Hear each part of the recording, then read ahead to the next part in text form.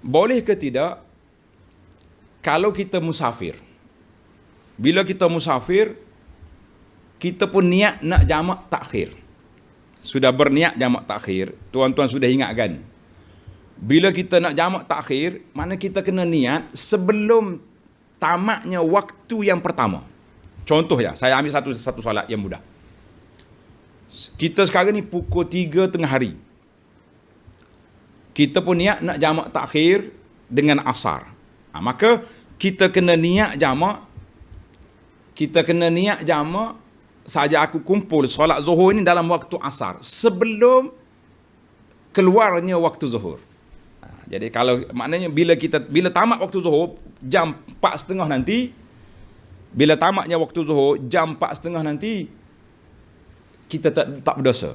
Sebab kita dalam musafir layak untuk menjamak dan mengqasarkan salat.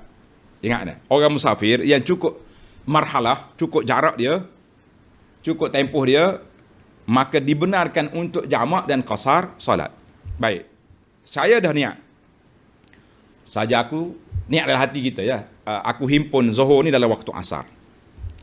Bila tamat waktu asar pukul 4.30 nanti, kita tak berdosa. Dan seandainya orang yang niat tadi mati, malaikat tak tulis dia ni tak solat zuhur, tak tulis. Sebab apa? Bila seorang itu layak untuk jamak, maka waktu dia jadi dua. Waktu dua jadi satu. Maknanya waktu zuhur kita ni tidak akan tamat kecuali tamatnya waktu asar bila masuk maghrib nanti. Bila masuk maghrib nanti, pada ketika itu barulah tamatnya waktu asar, barulah tamatnya waktu waktu asar. Kita kata alhamdulillah. Boleh. Baik. Sekarang ni timbul lagi satu soalan. Dalam perjalanan masuk dah waktu asar. Kita sudah niat jamak takhir. Maknanya tak berdosa dalam kita sebab sudah niat. Jalan-jalan dijangka sampai di rumah kita pukul 6 petang. Kalau kita teruskan. Boleh tak boleh? Saya tak nak berhenti solat di tengah jalan. Dengan berbagai alasan lah. Kita kata hujan terlalu lebat. Musim Covid ni pula masjid tutup, payah. Atas kereta pula ada orang uzur, anak kecil, ada macam-macam. Kita sendiri pula Masya Allah dah, kita kata kain kita tak bersih, contohlah. Boleh tak boleh kita teruskan balik ke rumah. Maka di sini para ulama Islam telah berbincang, boleh ke tak boleh? Maknanya kita nak jamak takhir tadi, nak solat di rumah, zuhur dengan asar. Asar tak apalah, sebab dalam waktu dia lagi, belum maghrib.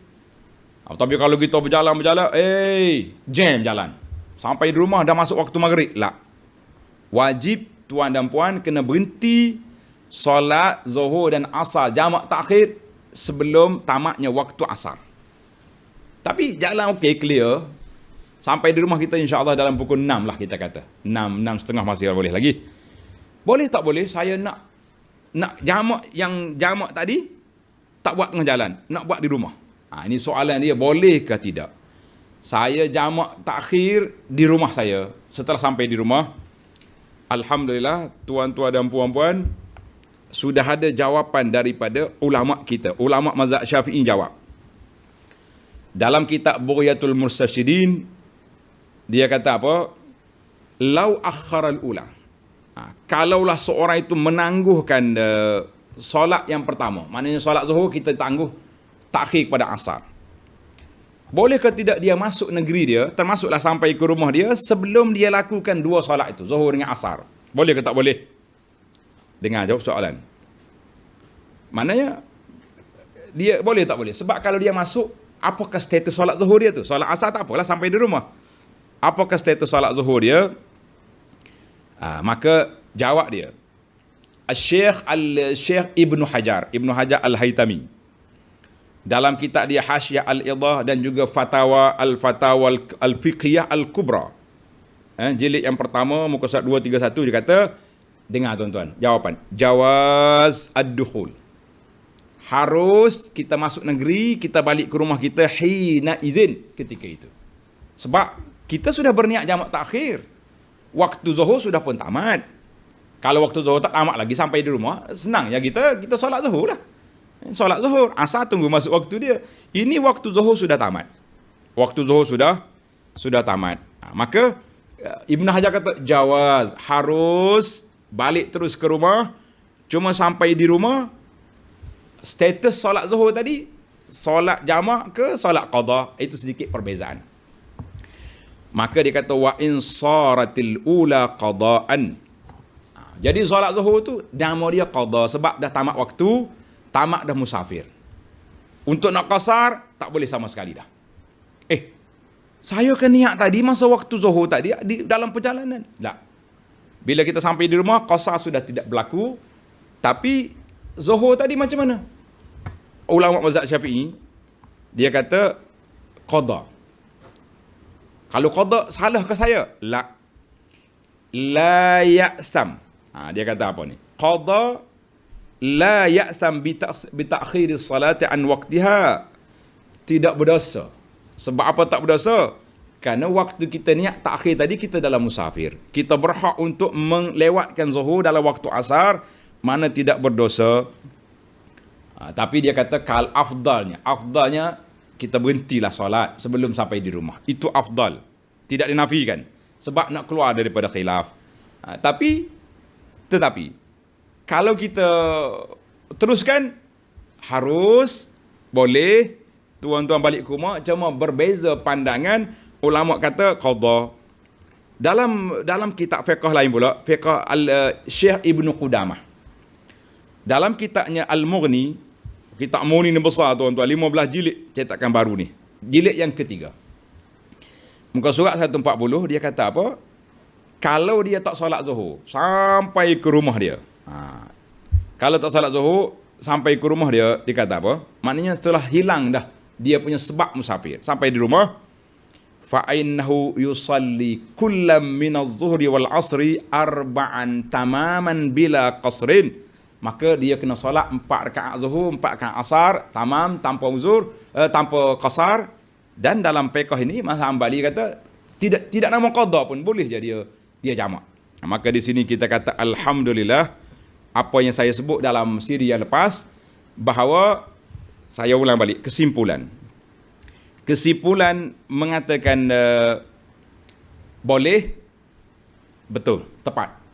Maknanya saya tak nak berhenti dengan sebab-sebab tadi.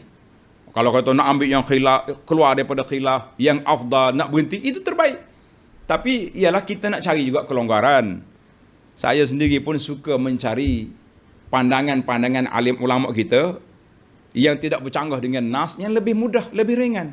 Kita balik sampai rumah, alhamdulillah, selesai banyak masalah dah. Masalah dari sudut anak-anak, ataupun ada orang sakit atas kereta, kita sendiri masyarakah nak tukar pakaian, kita kata alhamdulillah, senangnya mudah. Jadi kita pun buat, kita teruskan dengan solat tadi, kita kata alhamdulillah. Dua-dua mazhab, sama ada Syafi'i ataupun Hambali, dia kata harus tidak berdosa dua-dua. Sama ada awak namakan dia qada ataupun nama dengan jamak, tidak, dua-duanya tak berdosa, sah belaka. Dan kalau kita kata qada, adakah kita kena niat qada ataupun tidak? Alhamdulillah, sekali lagi kita dapat huraian daripada Imam Nawawi rahimahullahu taala. Dia kata al-asal la yushtaratu niyatul qada wal ada. Tak payah kita niat qada, kita niat aku solat zuhur, nak niat jamak takhir pun tak payah niat, sebab kita sudah niat jamak takhir dalam waktu zuhur tadi. Insya-Allah, mudah-mudahan penjelasan kita ni jelas. Dan alhamdulillah, maknanya kalau tak niat qada, sah kata sah? Sah. Itu kata Imam Nawawi dalam kitab dia Al-Majmu', dia kata qala Rafi al-asah la yushtarat. Tidak syarat niat qada. Alhamdulillah. Terima kasihlah kepada saudara-saudara, sahabat-sahabat yang minta supaya penjelasan ini dijelaskan, supaya tidak ada kekeliruan, dan tuan-tuan yang buat pun dalam ala bayyinatin ada jelas. Jadi dalam mazhab Syafi'i kata qada, mazhab Hambali kata tak payah kata niat qada, dan ulama Syafi'i sendiri pun ada kata harus perbuatan itu. Alhamdulillahi awalan wa akhiran. Subhanakallah alhamdulillah asyhadu an la ilaha illa anta astaghfiruka wa atubu ilaik. Assalamualaikum warahmatullahi wabarakatuh.